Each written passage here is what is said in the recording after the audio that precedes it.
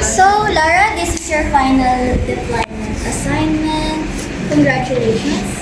Po.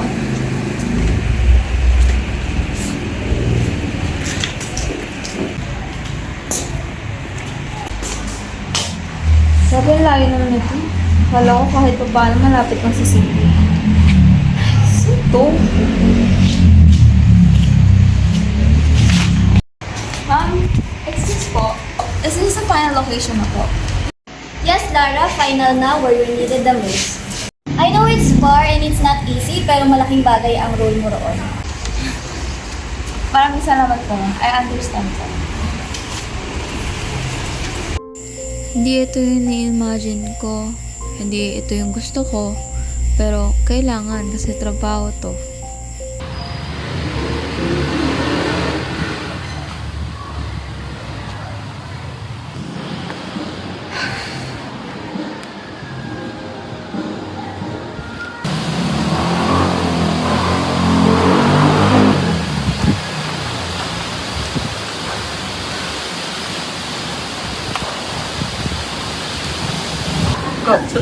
Ben, hindi na yun, Ben! Gusto ko, hindi na mag-picture, Ben!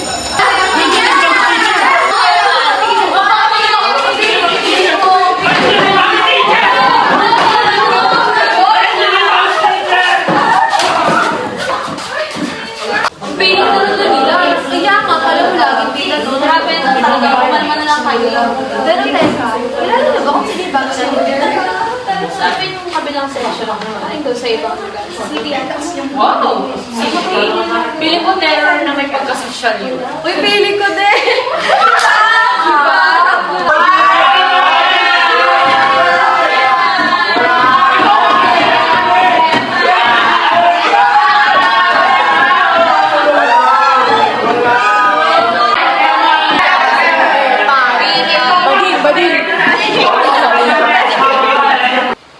Good morning, guys.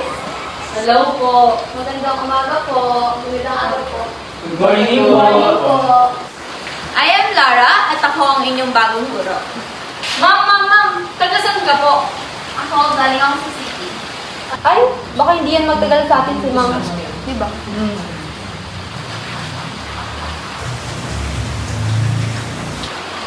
Okay, class, let's start. Kahit kulang mga gamit natin, ipapangako ko madami kayong matututunan. Okay po.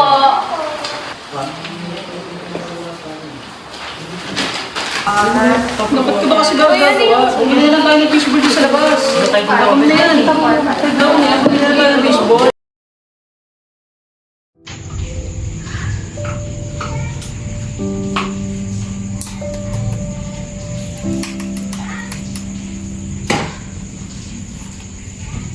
Anong kuryente? Wala man lang signal. Ano ba to?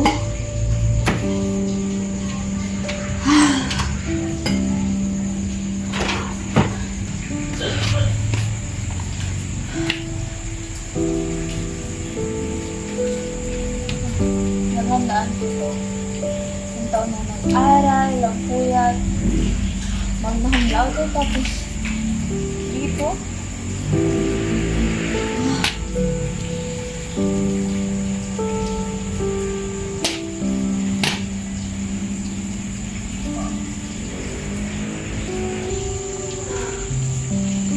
Parang hindi ako punta dito.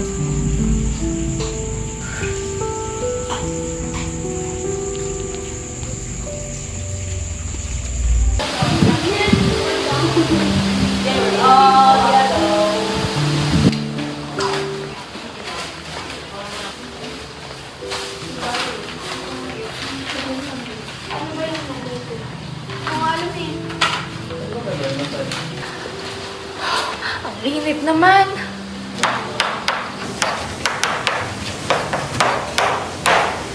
Okay, so if you combine the two ideas, yes, Miss Ria, what is it? Hindi ko po maintindihan. Paulit-ulit na natin ito dinidiscuss. Nakikinig ba kayo?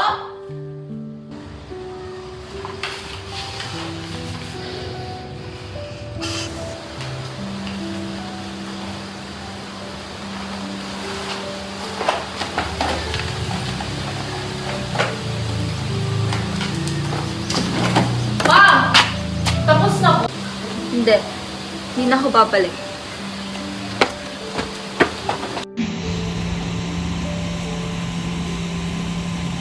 Okay.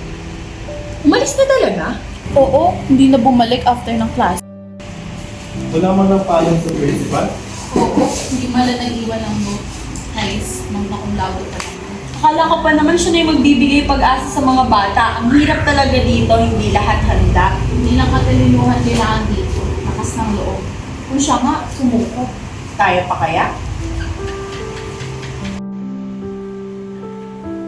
Naalala niyo ba yung first year ko dito? Gusto mo na rin umalis. Oo, araw-araw nga iniisip ko nun bakit ba ako andito. Ano nagpabalik sa'yo ng kinabukasan? Isang bata, sabi niya, Ma'am, bukas ulit ha. Hindi naman masama sumuko. Pero may naiiwan. Yung mga bata naghihintay. Kaya kahit pagod, bumabalik pa rin.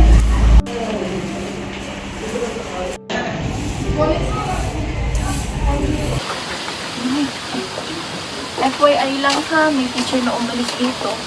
Alam ko po. Alam mo? Pero, I volunteered po talaga dito. Para rin po sa mga bata, tsaka para sa pang-arap ko. Neng, hindi sa tinatakot kita ha.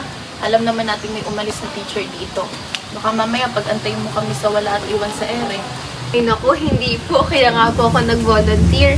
Hindi ko po basta-basta sasukuan yung mga bata. Kasi po sa gantong edad, sila nahuhubog. Kailangan po nang may magagabay sa kanila. Nakakatuwa naman na Sana dumami pa kayo mag-volunteer dito. Tapos din kasi kami sa guro eh. Alam niyo po ba yung rason kung ba't siya biglang umalis? Naku, hindi. Nag-iwan lang daw ng note. Note lang iniwan? Oo. Bigla na lang umalis. Nakakagulat nga. Hi! Magandang umaga mga bata! Ako nga palang bago niyong guro, si Teacher Isabel. Magandang umaga, Ma'am Isabel.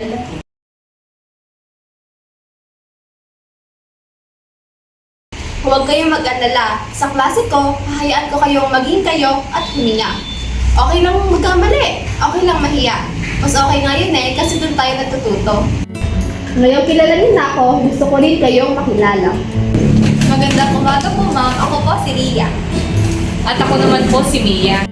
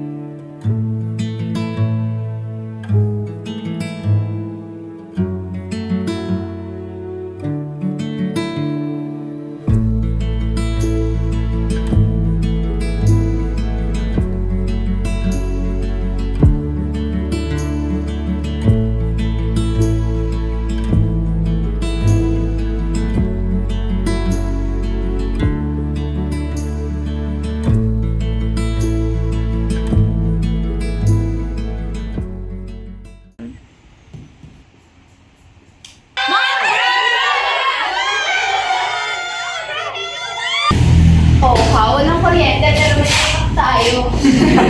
Ma'am, pwede po magtanong? Oo naman, tanong lang kayo. Saan po kayo nag-aral? Magna cum laude rin po ba kayo? Naku, hindi nga ako kilala at sikat nun. Hindi rin ako kasing galing tulad ng ibang kaklase, pero kinakaya ko naman. Ang galing niyo naman po, ma'am. Saan po kayo nakatira? May anak na po ba kayo? Anak? Mukha ba ako may anak?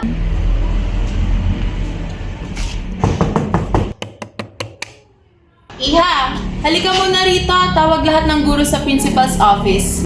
Ay, sige po ma'am. Dito muna kayo mga bata ha. Huwag muna kayo lalabas. Mag-usap-usap muna kayo rito. Bago tayo formal na magsimula, ipapakilala ko muna sa inyo si Kapitang Ramos. Si Ma'am Avon. Good morning po. Si Ma'am Isabel. Good morning po. At si Ma'am B. Good morning po. Magkakaroon tayo ng cleanup time sa barangay. Yan kailangan namin ng volunteers. I'll volunteer po.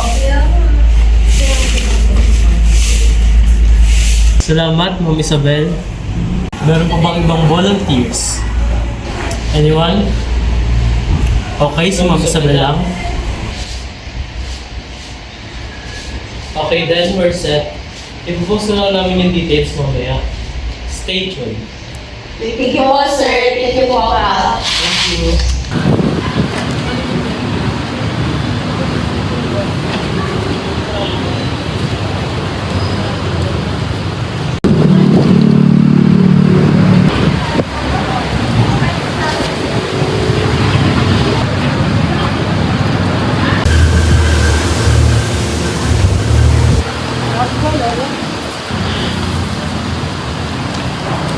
Grabe, sobrang aga pa lang pero ang dami ng dumi.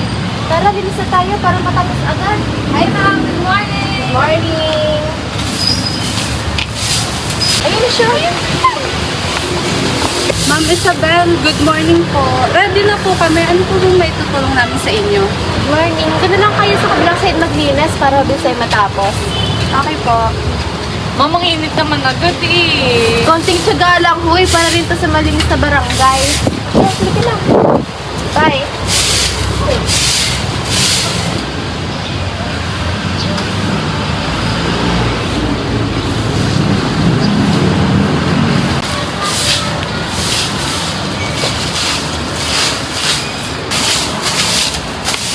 Ma'am, ang dami na pong tumutulong. Kaya nga that's the goal. Kaya pag may mga nagli-lead, mas maraming willing tumulong. Yay! Worth it lahat ng pagod natin. Diba? Kaya nga kahit maliit na effort, ang laki na rin ng tulong, diba?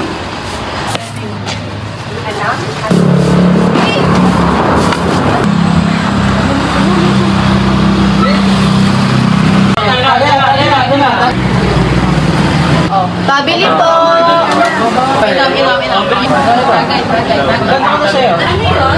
Pabili nga kung malamig na tubig.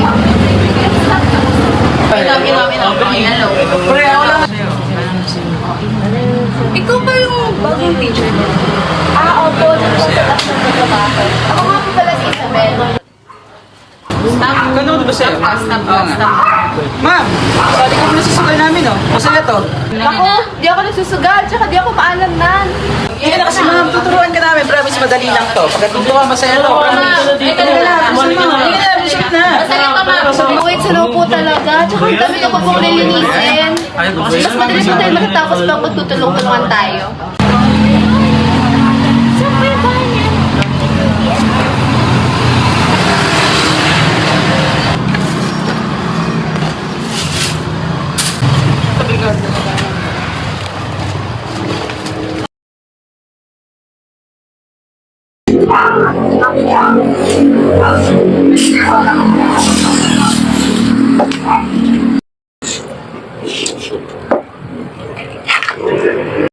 Magandang gabi sa inyong lahat.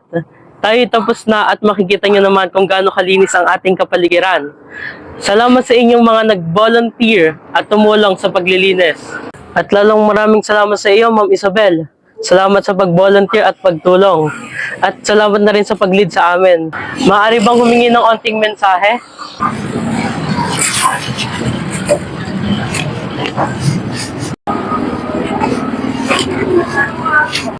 Maraming salamat po sa inyong lahat. Sa lahat po ng nagbigay ng kanilang time, effort, at sa pagtulong, sa mga tumulong, maraming salamat po. Hindi po natin malilinis itong barangay kung hindi dahil sa inyo. Palakpakan po natin ang ating mga sarili.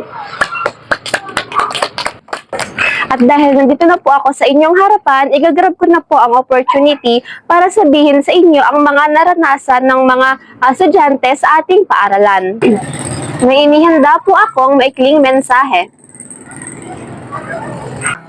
Gusto ko pong i-share sa inyo ang naranasan ng mga estudyante natin. Sila po ay matatalino, may talento at mas gusto pa pong matuto. Pero dahil po sa kakulangan ng school supplies, kami po ay nahihirapan. Lalo na po sa ating mga estudyante. May time po na nahihirapan po sila matuto dahil sa kakulangan ng kagamitan.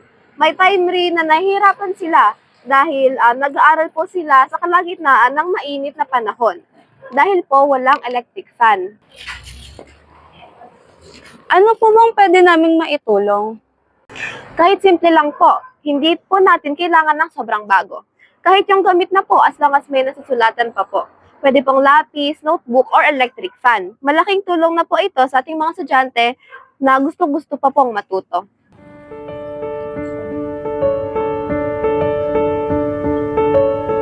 At gusto ko rin po linawin na kahit may talino, talento at sipag ang mga bata, kung kulang po ang suportang natatanggap nila ay mahihirapan po sila.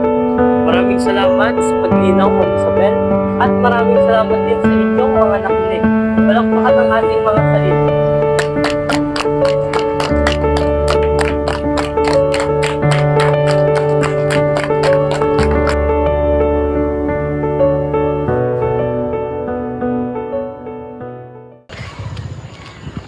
Abante babae, abante babae, abante babae, abante babae, abante babae, abante babae, abante babae, abante babae, abante babae, abante babae, abante babae, abante babae, abante babae, abante babae.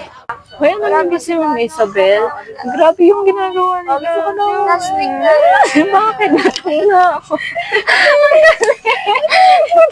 Oh, eto, pagkain. Kain muna kayo. Wala ba kayong tubig? Wala ka bang paa?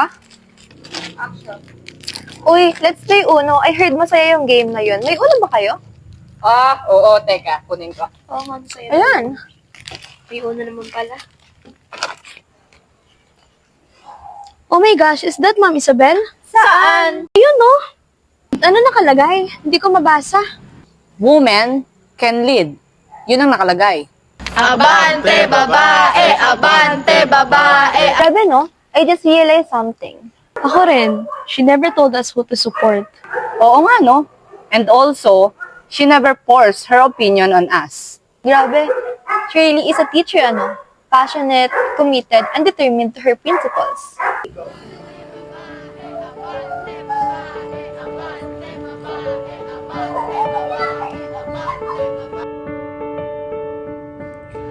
Being a teacher isn't about salary, titles, or even medals. It's about showing up, caring, supporting, and making a difference. The influence of a good teacher can never be erased, but the influence of an honorable teacher lasts forever.